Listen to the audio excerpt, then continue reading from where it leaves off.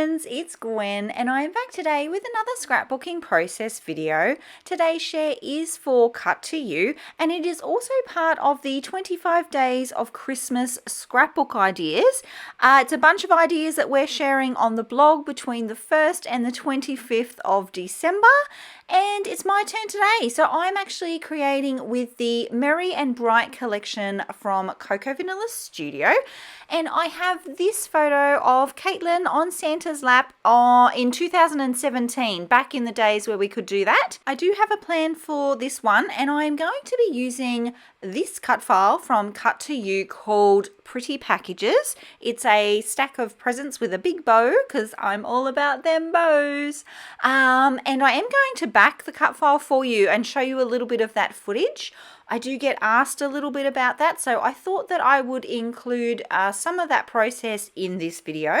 First up though, I am going to create my background, and because I want that cut file to really stand out off of the background for this page, I'm going with a darker tone. So this is a lovely deep green that's in this collection. And now I'm going to go ahead and work on backing the cut file. So I have done the, the ribbon part of the bow off screen. And then I'm just coming in now with this smaller print floral. It's actually the same floral print that I have. Oh, no, it's not. I thought it was the same floral print as I had in the background, but I don't think it is. I think it is slightly different, but it coordinates. Obviously, it's in the same collection. And I am going to go ahead and back the little ribbon that goes around that package and then all those little spotty parts. Those small parts are really good to back with little scraps of pattern paper. If you have any of your little bits that you think, what am I going to do with that? Little parts of a cut file like this one are perfect to use those up on. What you might notice as well is that I don't pre-draw the shape or anything like that. Essentially, all I do is grab my liquid adhesive and glue the piece that I'm backing onto the cut file. I wait a few seconds for that glue to dry, and then I just grab my fussy cut scissors and cut it out. I used to place the cut file and then draw around it and then just cut it out using the lines that I had made, by tracing it essentially. But then I found that I was having to come back and recut some of the design, like the pencil marks weren't exact, and I'd have to come back and fuss with it. So for me, I found that it's actually faster if I just add the glue, wait a few moments for it to dry, just a couple of seconds, and then cut it out straight from the cut file itself like I did there. Now here's where I ran into a little bit of a problem because I have a couple of scraps of this checked green pattern paper that I have, and none of them would fit the entire background of the right hand side of that present. So none would run from where the ribbon goes on the left all the way along to the right side edge of the present there. So I had to get a little bit creative. Luckily for me, I knew that I was going to place my photo somewhere in the center there. So as long as the paper ran from the right hand side across as far as it could, the little gap that's in there towards the center of the present, that little gap there, no one's going to see here in a moment because my photo is going to end up over the top of it. So yeah, you'll also notice too that because I knew where my photo was going, there's a couple of those little circles that I actually didn't even back. So it is good to know if you have a bit of a plan, that can save you a little bit of time because you're not backing parts of the cut file unnecessarily. I did also shift where the pattern paper ends on the left there, where that gap was originally. I did actually move it over slightly more to the right because I wasn't sure where exactly my photo was going to be placed in terms of that ribbon. I didn't know whether the photo would line up with the ribbon or whether it would be slightly more to the right, which would mean that I would need a little bit of green there. I hope it makes sense. I was just trying to be really careful about placing the join in those pattern papers where I knew 100% the photo was going to overlap it, so no one would know. So that's the plan. The photo's going to go just slightly to the left there. And it's at this point I'm feeling crazy. So I have this stripe pattern paper from the collection. And I thought, you know what, let's use this to back the stripes in my package, the top parcel there. And some of them were a little short of the width, but most of them were actually just wide enough. So I start on one end and I'm using up obviously the shorter strips towards the top of the parcel there, and as I go down into the parcel where the strips are longer, I'm using the longer strips of that stripe pattern paper. Not gonna lie, this did take a little while, mainly because you're working with such a small area, and because each strip I wanted to have as a different color, it was a little bit tedious.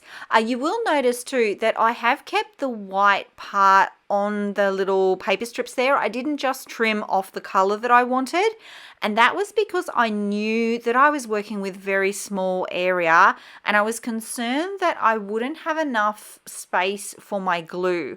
So with the white area, I knew that if I overlapped that and worked sort of left to right, just overlapping each section as I went, I would have somewhere to add my adhesive to, and it would maybe make it a little bit easier because I was working with ever so slightly wider pieces of paper. I really love how it turned out, but it was a lot of work. So if you're up for it, if you're feeling brave, give this a go. Let me know in the comments below if you've tried something like this where you've got lots of little details in a cut file and you're backing them all in different pattern papers. Now you will also get a little sneak peek here. I did not back all of the cut file. Again, my little trick, I know where my photo is going, so I'm not going to be spending any time doing any extra backing of cut files that I don't need to. Okay, so all of that hard work is now done. I have gone ahead and added some stitching around the border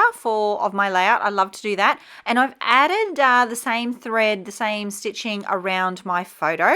I'm doing a super quick sweep of the elements in the collection. I do have still quite a lot of this one left, even though I made a bunch of Christmas pages last year. I do have a lot of this collection left, and I'm going to use quite a few of the little bits and pieces, some floral elements, quite a few of the sentiment tags, and I'm going with a bit of a visual triangle, so 3 main points around my photo.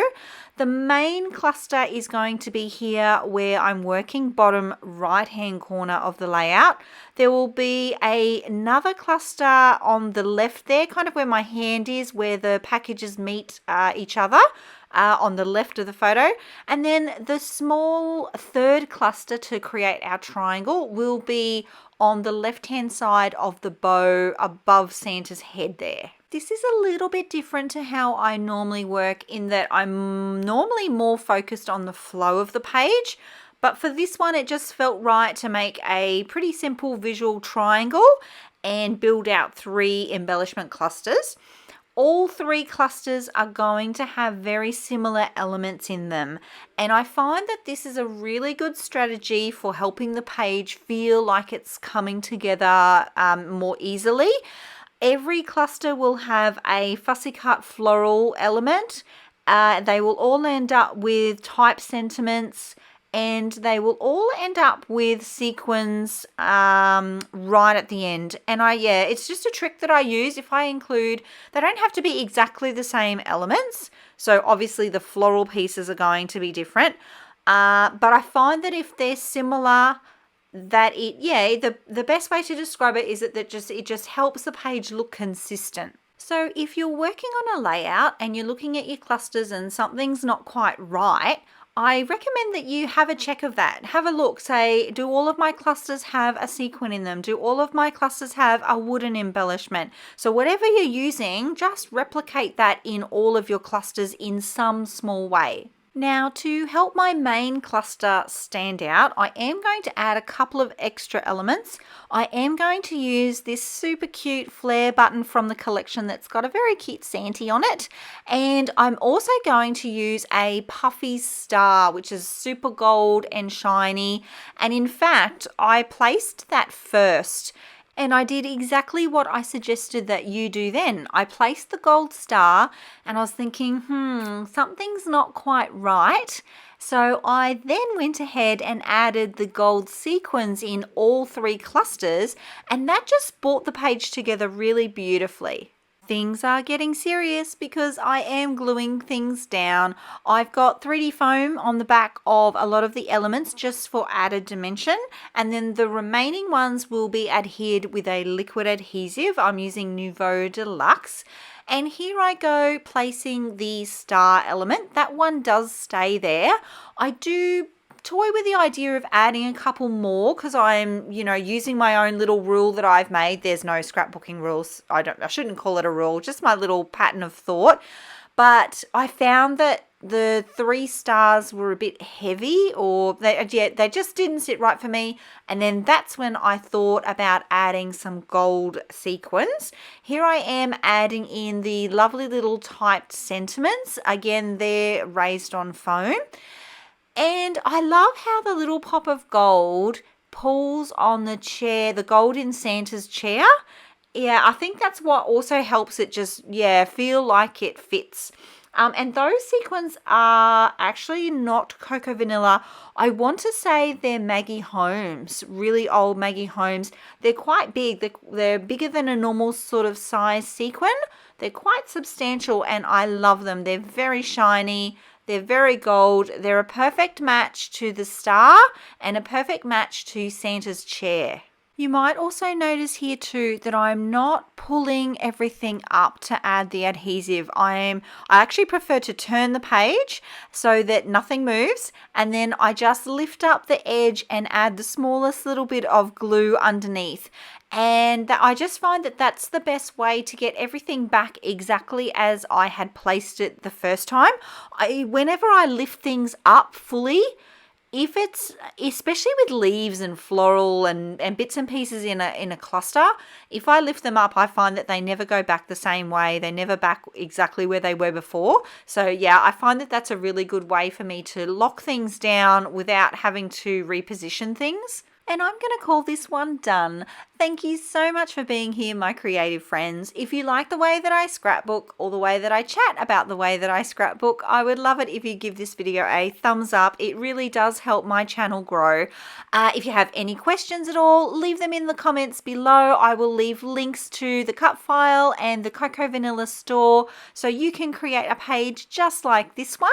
Oh yes, I noticed I needed to add some more glue behind there. I'll do that in a moment. Close-up images to come, and I will see you all in the next video. Until then, bye.